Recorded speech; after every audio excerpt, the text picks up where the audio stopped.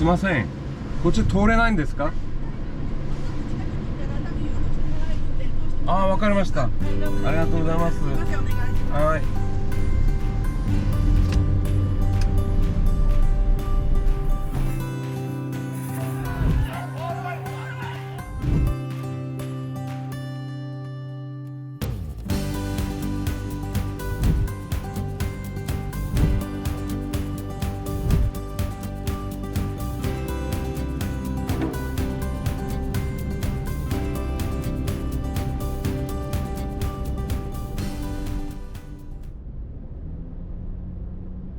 세토 내의 한가운데 게이오 제도로 불리는 이 지역은 조류가 빠르고 섬과 여울이 촘촘히 얽혀 있어 수로 지식과 도선 그리고 호송 능력 자체가 곧 권력이었습니다.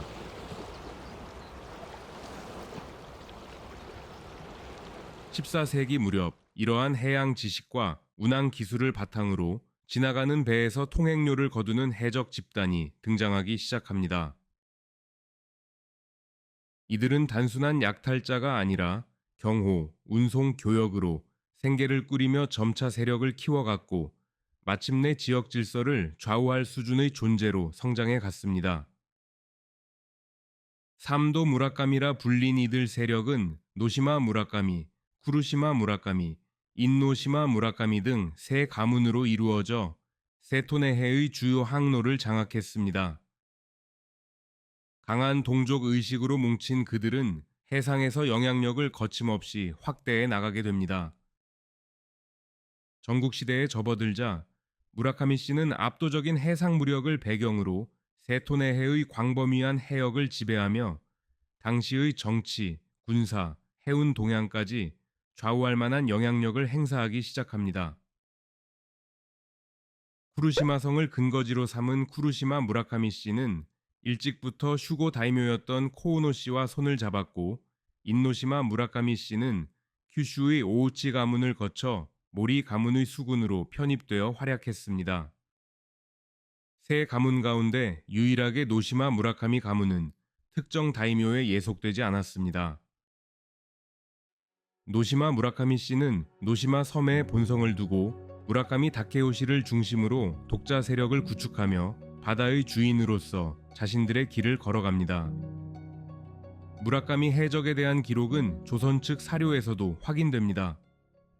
조선 개국 후 얼마 지나지 않은 1420년 세종의 명을 받아 일본에 다녀온 송희경은 자신의 견문록인 노송당 일본 행록에 세토네해 일대의 해적 위협을 매우 생생하게 남겼습니다.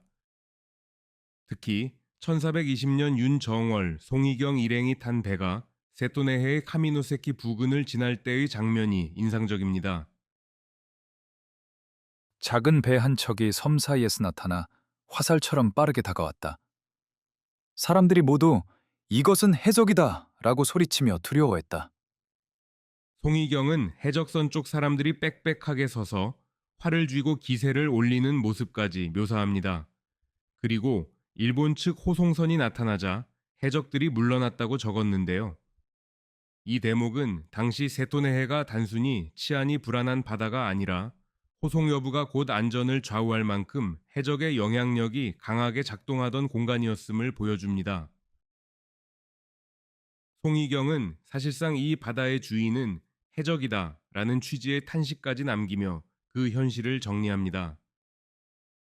참고로 송희경의 일본행 자체는 세종의 국서를 가지고 무로마치 막부 쇼군 아시카가 요시모치 측을 상대하고 대마도 정벌 이후의 외교적 정리를 진행하기 위한 목적이었는데요.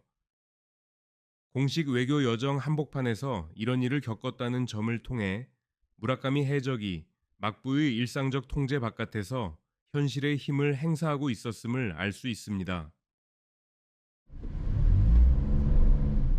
무라카미 일족의 흔적을 찾아 무라카미 해적 뮤지엄으로 향하고 있었는데요. 가는 길에 우연히 마츠리 현장을 마주할 수 있었습니다.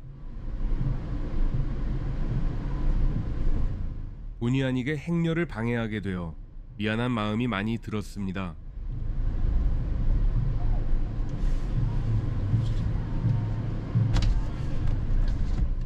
정형화된 마츠리와는 달리 행렬 속에서 담배를 피우고 술에 취해 비틀거리다 쓰러지며 술병을 든 채 걸어가는 모습까지 볼 수 있었는데요. 이 축제가 관광객에게 보여주기 위한 전시가 아니라 마을 공동체가 함께 즐기는 생활의 축제라는 사실을 알 수 있었습니다. 다소 거칠게 느껴지는 분위기 속에서 이들이 무라카미 해적의 후손들이라는 생각이 새삼 또렷이 각인되었습니다. 제가 10월 12일에 우연히 맞닥뜨린 이 축제는 2025년 10월 11일부터 12일까지 이틀간 열린 미야쿠보 가을 축제입니다.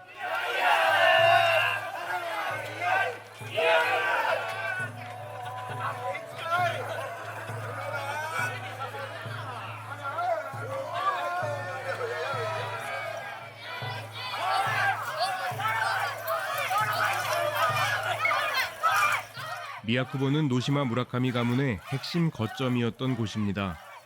그래서 지금도 무라카미의 후손들이 다수 거주하고 있을 것으로 여겨지고 있습니다. 오오시마 섬의 인구는 약 6,500명 정도인데요. 그중 약 20%가 실제로 무라카미 성씨를 사용하고 있는 것으로 알려져 있습니다. 특히 무라카미 성씨를 사용하는 주민 상당수가 바로 이곳 미야쿠보 마을에 집중되어 있다고 합니다. 축제 1일차에는 사자춤과 가마, 의장대가 신사에서 출발해 미야쿠보항에서 바다 위 신행을 진행합니다. 항해 도중에는 배 위에서 사자춤 등이 펼쳐지고 상륙한 뒤에는 두 대의 가마가 맞붙는 싸움 가마와 사자춤이 이어집니다.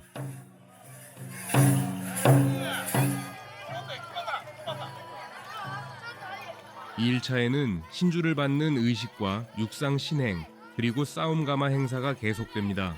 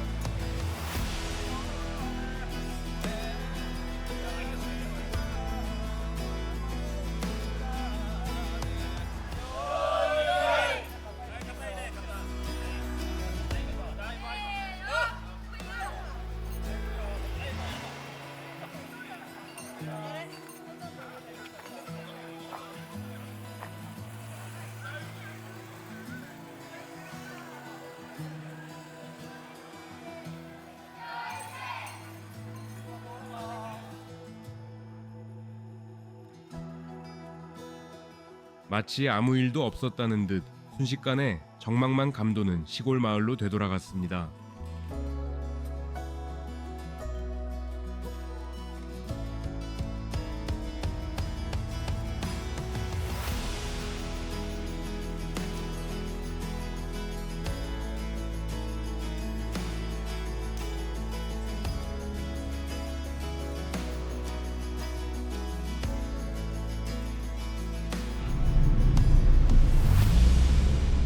(2004년 10월) 개관한 무라카미 해적 뮤지엄에 도착했습니다. 전체가 오른쪽에 있습니다.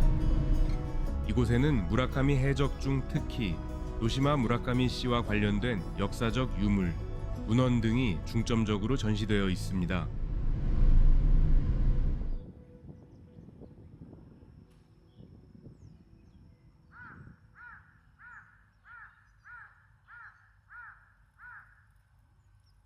무라카미 가문을 이야기할 때 어떤 경우에는 무라카미 해적, 또 어떤 경우에는 무라카미 수군이라고 부르곤 합니다. 과연 무엇이 더 정확한 표현일까요? 결론부터 말하자면 무라카미 해적이 가장 적절한 용어입니다. 무라카미 해적은 단순히 약탈을 일삼는 집단이 아니었습니다. 세토네해를 오가는 선박에서 통행료를 징수하고 그 대가로 안전한 항해를 돕는 수상 안내 역할을 맡기도 했습니다. 해상 교역에 관여하는 상인의 모습도 있었고 다도를 즐기며 시를 지어 신사에 복납하는 문화인으로서의 면모도 확인됩니다. 생계를 위해 물고기를 잡는 어부로 살아가기도 했으며 필요에 따라 모리 가문을 지원해 수군으로 활약한 시기도 있었습니다. 하지만 수군이라는 표현은 에도 시대에 들어서며 정착된 용어에 가깝고 15세기 전후에는 그들을 해적이라는 용어로 불렀습니다.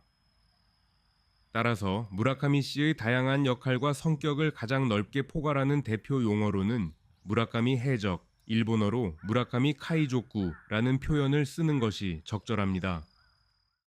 해적을 영어로 옮기면 파이어릿이죠. 하지만 무라카미의 성격은 우리가 흔히 떠올리는 파이어릿과는 다소 결이 다르기 때문에 이마바리시에서는 사무라이, 닌자처럼 카이조쿠라는 명칭 자체를 고유명사로 사용해 세계에 소개하고 있습니다.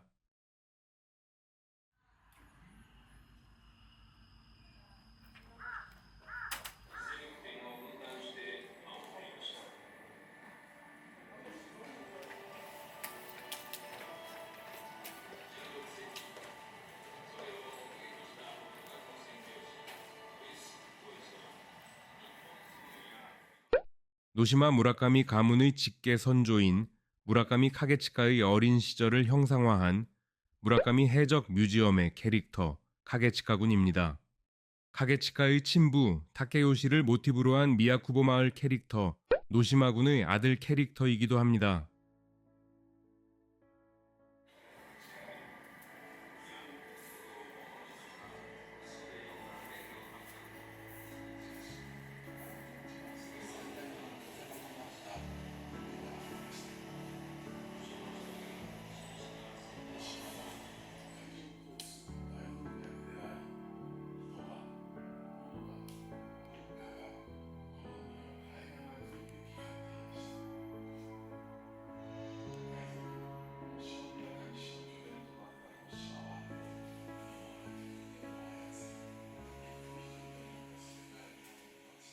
연락선으로 사용되던 소형 고속선 끼리의 전투를 재현했는데요. 이 배는 20명에서 40명까지 탑승 가능한 규모로 당시에는 비슷한 숫자의 전투원과 격군이 함께 탑승했다고 합니다. 곰의 손이라는 뜻을 가진 쿠마데라는 도구로 상대 배를 끌어당긴 뒤 창과 조총으로 공격하는 모습을 형상화했습니다.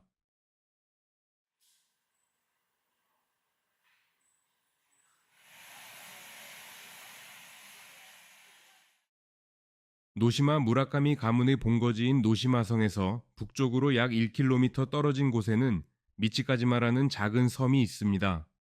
오래전부터 성터가 있었을 가능성이 제기되어 온 섬인데요. 1981년 교각 건설을 앞두고 실시된 발굴 조사에서 이곳이 사람들이 모여 살던 집락이었음이 확인되었습니다. 또한 이 작은 섬에서는 조선 도자기를 비롯해 중국, 베트남의 자기, 그리고 비제약기로 불리는 일본산 자기까지 질과 양 모두에서 대량이라고 할 만큼 많은 도자기류가 출토되었습니다. 이러한 정황을 종합하면 미치카지마는 노시마 무라카미 가문의 물류 거점이었을 가능성이 큰 것으로 추정됩니다.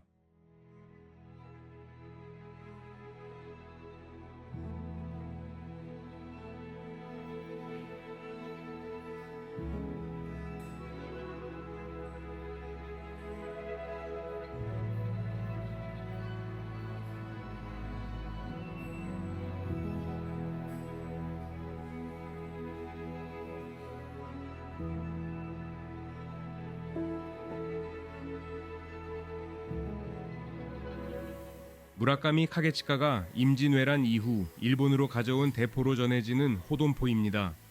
조선식 화포를 바탕으로 개조한 무기였던 것으로 알려져 있습니다. 무라카미의 세 가문 중 하나인 쿠루시마 무라카미 가문에서는 쿠루시마 미치우사와 그의 친형 토쿠이 미치유키가 임진왜란에 참전했습니다. 그러나 두 사람 모두 노량해전과 당포해전에서 이순신과 맞붙은 끝에 전사했습니다.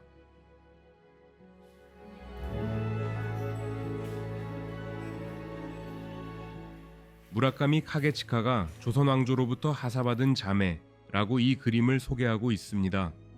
다만 정황상 양반과 규수를 포로로 데려온 전승이 후대의 과장, 왜곡되며 왕조로부터 하사라는 표현으로 굳어진 것으로 보입니다. 더군다나 그림 속 인물의 복식과 분위기를 보면 조선 여성이 아닌 중국 대륙 출신 여성으로 보입니다.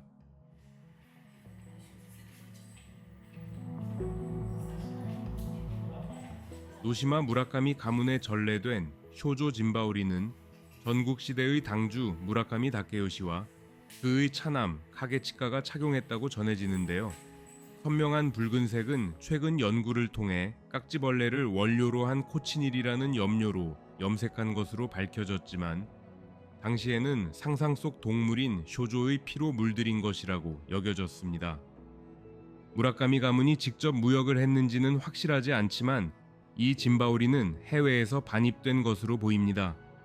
또한 붕고의 다이묘 오토모 소오린과도 교류가 있었던 사실이 확인되기 때문에 소오린과의 인연을 통해 들어왔을 가능성도 배제할 수 없습니다.